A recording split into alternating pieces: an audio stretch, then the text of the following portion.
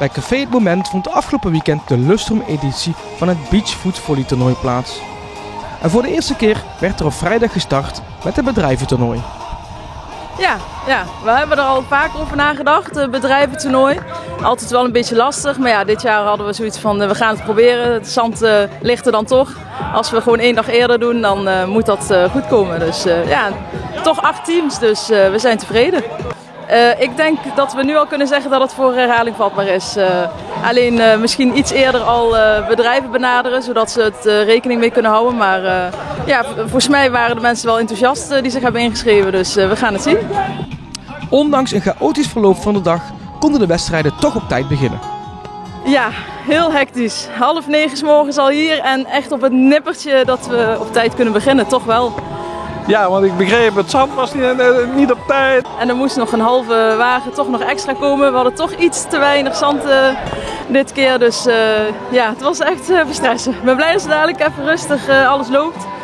De voorbereiding, hoe ziet dat eruit? Want dat heb je niet door slag of stoot een toernooitje georganiseerd, toch? Nou, ik moet zeggen, inmiddels zijn we eigenlijk zo'n geoliede machine. Want we doen dit al eigenlijk al 7 jaar. Maar door het corona zijn we 2 jaar helaas uit de lucht geweest. Dus we vieren deze editie onze vijfde jubileumjaar.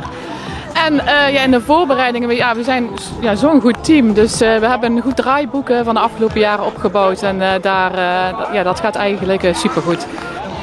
En wat is de kracht van dit toernooi? Ik denk de kracht van het toernooi, lekker buiten zijn, sportief bezig zijn. Want iedereen is echt wel super fanatiek hoor, om die wedstrijdbokaal toch mee naar huis te nemen. Onder genot van een heerlijk coronaatje. We hebben natuurlijk weer een prachtige zon, lekker weekend tegemoet. Iedereen is gewoon super blij en de energie, dat is echt wel de kracht van ons toernooi.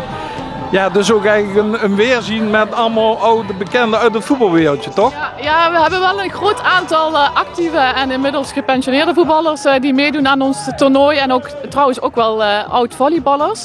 En het gaat al op de scherpst van de snede hoor. Dus dat is heel erg leuk om te zien als organisatie. Ja. En ik had begrepen ook, de inschrijving, binnen no time is die vol. Ja, voor de zaterdag en zondag was het 18 minuten. Toen zat het vol. Ja, zelfs een aantal mensen die een beetje gepikeerd waren. Of best wel boos eigenlijk dat ze niet mee konden doen.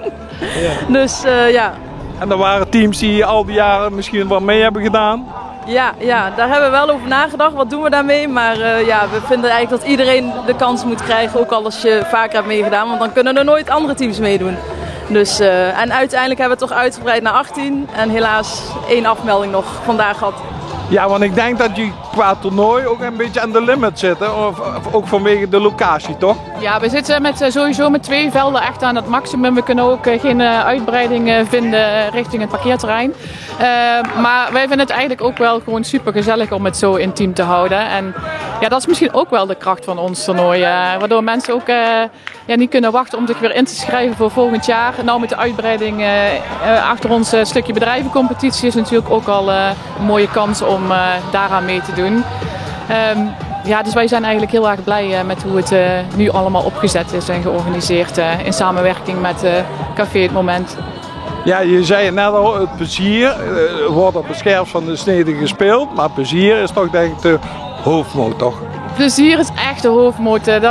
Die energie die halen wij als organisatie ook elk jaar weer er enorm uit. En iedereen is gewoon ontspannen. Iedereen is lekker bezig in het zand. Wat ik al zei, lekker drankje. Veel water drinken natuurlijk erbij. Ja, mooier dan dit kun je het eigenlijk niet hebben. Ja. Ik heb gewoon 5 minuten gemaakt, hè?